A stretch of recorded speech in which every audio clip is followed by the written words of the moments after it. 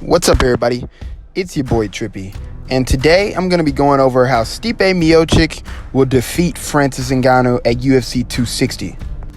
So in my last video, in case you missed it, I went over how Francis Ngannou will KO Stipe Miocic.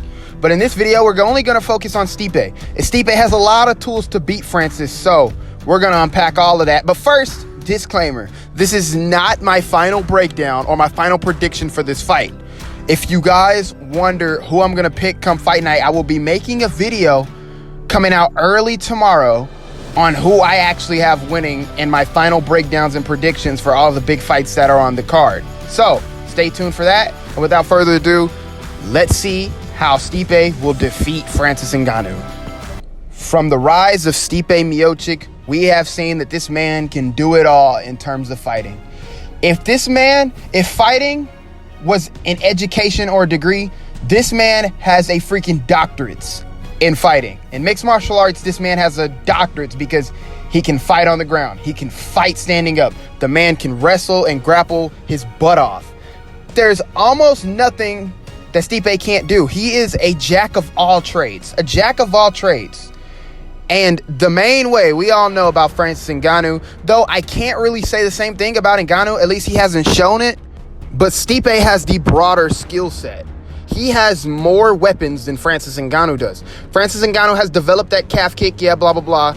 And he's also a little more patient now. But Stipe's been that. Stipe has all of that. He's also got a lot of power, too. A lot of people forget that. Stipe Miocic, except Daniel Cormier, he did knock out Daniel Cormier the second time, but Stipe before that has knocked out damn near everybody he's fought. But his biggest way to winning this fight is obviously his grappling. Francis Ngannou has not shown, he has fought, like I said in my last video, about 3 minutes. He's had about 3 minutes of octagon time. Stipe Miocic has had almost 50 minutes of octagon time since they last met. Francis Ngannou has not shown anything that tells me that he has an answer for the grappling of Stipe Miocic, an answer for the wrestling of Stipe Miocic besides that counter uppercut that he gave to Cain Velasquez. Let's be honest, a washed up Cain Velasquez. But Stipe Miocic has shown us time and time again why he is the heavyweight GOAT, the one and only heavyweight GOAT. He can outbox Ngannou, though that's ill-advised coming in this fight. He can outstrike Ngannou. He can kick the legs of Ngannou to make some of that ferocious power go away. But ultimately, his biggest way to winning this fight is getting Francis Ngannou to the ground early. He has to zap that gas tank early. Get him on the ground and let him know that he's going to be wrestling and grappling tonight. Because Francis Ngannou may have improved in his grappling, but he is still, the way that man got manhandled, that giant man got manhandled by that man, shows me that they have a massive hole in the skill gap in terms of grappling. Francis Ngannou, that's going to take him years to get on the level of Stipe Miocic's grappling. It's just not going to happen, at least for this fight. I see Francis Ngannou, from what he has shown us, because he hasn't. Everybody is overrating it, saying, oh, he's shown us so much.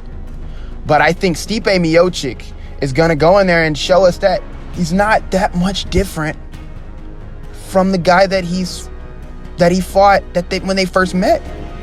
That may be just the honest truth for some people. But when I say he's not that much different, but he is different. Sorry if I don't make any sense there. Francis Ngannou definitely is different. We can't expect a more patient Francis Ngannou, but what does that mean for Stipe? That means that Stipe can stand on the outside and pick him apart. He can kick that leg. When Francis Ngannou shoots and blasts in for those heavy punches, take him straight to the ground. I say if Stipe Miocic can control Francis Ngannou on the ground for more than 30 seconds, when Ngannou finally does get back up, he's not going to have the same energy that he did when he started the fight. I don't care if it's the first 30 seconds of the octagon, like the first 30 seconds of them fighting. If Stipe Miocic takes him down and controls him for more than 30 seconds on the ground, Francis Ngannou's gas tank is going to be a little zapped. I do not care.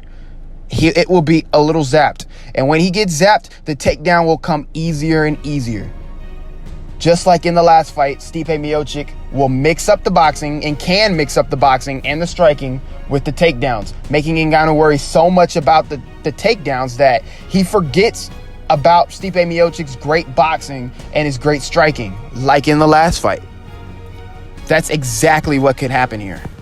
Another thing that we have to talk about is the footwork of the champion. Stipe Miocic has fantastic footwork and head movement to dodge all of those bombs that Francis Ngannou throws. One way, like I said, I like to break down fights, although it's such a big factor with Francis Ngannou. What if the punch doesn't land? Because it didn't land before. So why should it land this time? What if it doesn't land this time? What is Francis Ngannou's other path to victory? Looks pretty grim, doesn't it? Exactly. Francis Ngannou's biggest chance of winning this fight is to knock Stipe out. But Stipe Miocic's footwork and his head movement and his jab might prevent that. And the counter wrestling might prevent that. Ultimately leaving Francis Ngannou lost in there. And that will cause a ton of problems. Not only for him to be a big man like that, missing punches for a big man like that takes a lot of energy as well. Francis Ngannou's gas tank, I will say Francis Ngannou will likely slow down by about the third round. He'll be completely gassed by about the third round, and Stipe Miocic can use all that time to start taking advantage of him like he did the last fight. That this is ultimately my ways of seeing Stipe Miocic win. This is his best ways to winning the fight. Another way, we're going to talk about this, which is not talked about enough in my opinion, is the mental aspect of it. The mental aspect of fighting. Francis Ngannou will be staring at the same man. Think about this. Will be staring at the same man who ultimately battered him, embarrassed him, and completely outclassed not that long ago. He's seeing the highlights. He's seeing all the talk. He's seeing all the sports articles, all the headlines about how Stipe Miocic embarrassed him the first time. Made him look helpless in there. Made him look like a baby. And he has to come face to face with that again. What does this mean? He could come in there just like the Derrick Lewis fight. Once he gets taken down, or once he gets punched, once he gets hit, he'll realize, oh shoot,